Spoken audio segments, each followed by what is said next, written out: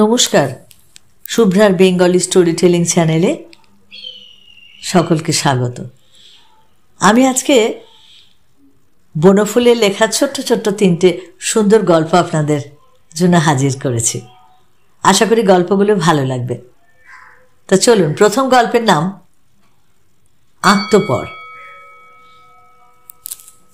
সারা সকালটা খেটে খুঁটে দুপুরবেলায় দক্ষিণ দিকের বারান্দায় একটা বিছানা পেতে একটু শুয়েছি। তন্দ্রাটা যেই এসেছে অমনি মুখের ওপর খপ করে কি যেন একটা পড়ল। তাড়াতাড়ি উঠে দেখি একটা কদাকার কুৎসিত পাখির ছানা, লোম নেই, ডানা নেই, একটা কিম্ভূত কিমাকার। রাগে আর ঘৃণায় সেটাকে আমি ছুঁড়ে উঠোনে ফেলে দিলাম। আর কাছেই একটা বেড়াল যেন অপেক্ষা করছিল, টপ করে মুখে করে নিয়ে চলে গেল।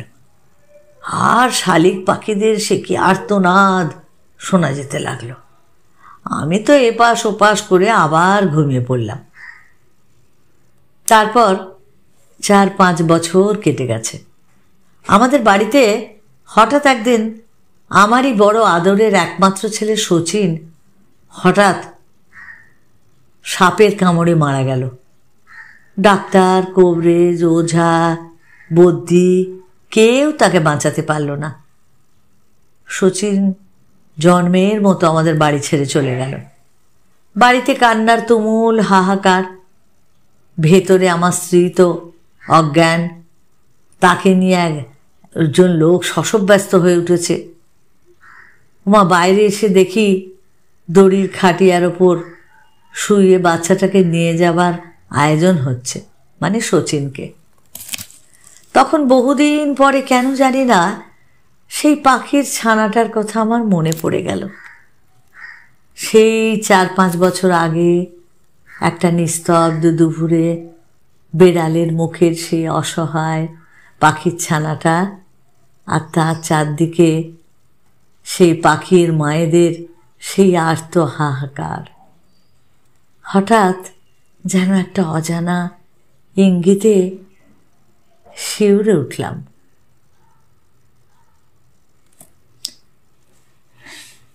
এরপরের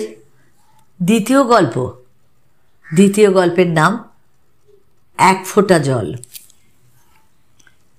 রামগঞ্জের জমিদার শ্যামবাবু যে খেয়ালি লোক তা জানতাম, কিন্তু তার খেয়াল যে এতদূর খাপছাড়া হতে পারে তা ভাবিনি। সেদিন সকালে উঠেই একটা নিমন্ত্রণ পত্র পেলাম। শ্যামবাবু তার মাতৃ শ্রাদ্ধে সবান্ধবে নিমন্ত্রণ করেছেন। চিঠি পেয়ে আমার মনে কেমন যেন একটু খটকা লাগলো। ভাবলাম, শ্যামবাবুর মায়ের অসুখ হলো, অথচ আমি একটাও খবর পেলাম না। আমি তো হলাম এদিককার ডাক্তার। যাই হোক, নেমন্তন্ন যখন করেছে তখন যেতে তো হবেই। আর গেলামও। গিয়ে দেখি শ্যামবাবু গলায় কাঁচা নিয়ে সবাইকে অভ্যর্থনা করছেন। তার মুখে একটা গভীর শোকের ছায়া।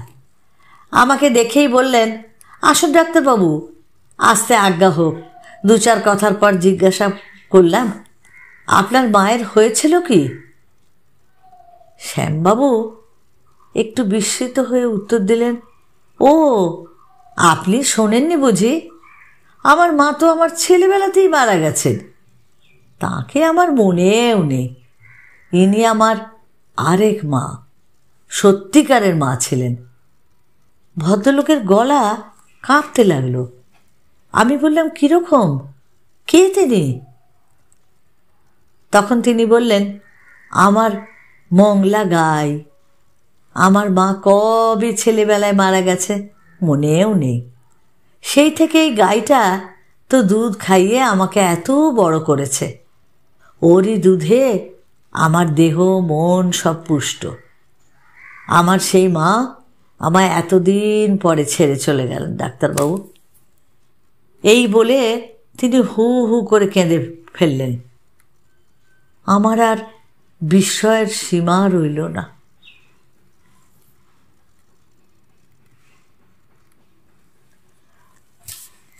তৃতীয় গল্পের নাম অজান্তে। সেদিন অফিসে মাইনে পেয়েছি, বাড়ি ফেরার পথে ভাবলাম ওর জন্য একটা ভেতরের জামা মানে বডিস কিনে নিয়ে যাই। বেচারি অনেক দিন থেকেই তো বলছে। এ দোকান সে দোকান খুঁজে জামা কিনতে প্রায় সন্ধে হয়ে গেল।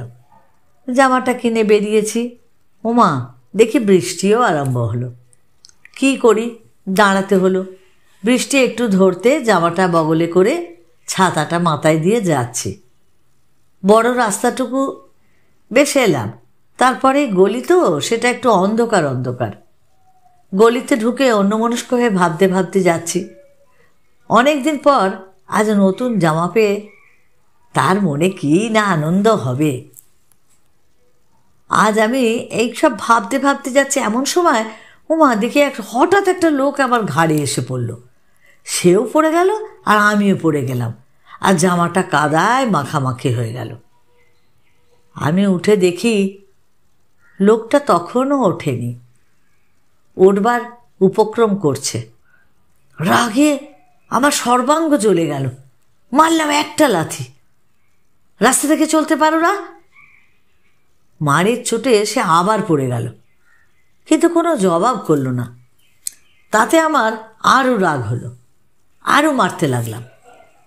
এসব গোলমাল শুনে পাশের বাড়ির এক দুয়ারটা খুলে গেল। লণ্ঠন হাতে এক ভদ্রলোক বেরিয়ে এসে জিজ্ঞাসা করলেন, কি হয়েছে মশাই, ব্যাপার কি?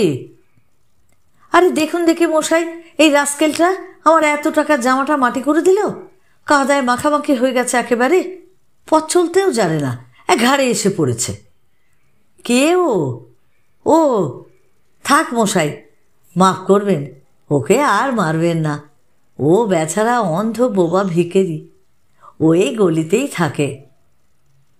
তার দিকে চেয়ে দেখি মারের চোটে সে বেচারা তার কাপড় গা সমস্ত কাদা মাখামাখি, আর আমার দিকে কাতর মুখে অন্ধ দৃষ্টি তুলে হাত দুটো জোর করে আছে।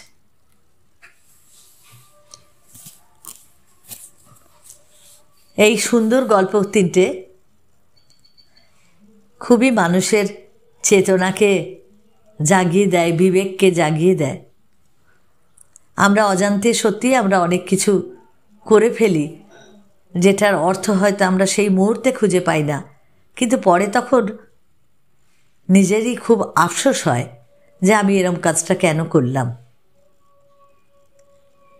তাই সুন্দর গল্পগুলো যদি তোমাদের ভালো লাগে তাহলে তোমরা অবশ্যই লাইক করো, প্রিয়জনকে শেয়ার করো, আর যারা নতুন সাবস্ক্রাইব করোনি প্লিজ প্লিজ সাবস্ক্রাইব করে একটু আমার পাশে থেকো। আর যারা আমার সাবস্ক্রাইব করে এখন আমার পাশে আছো বন্ধু হয়ে, তাদেরকে আমার অসংখ্য ধন্যবাদ।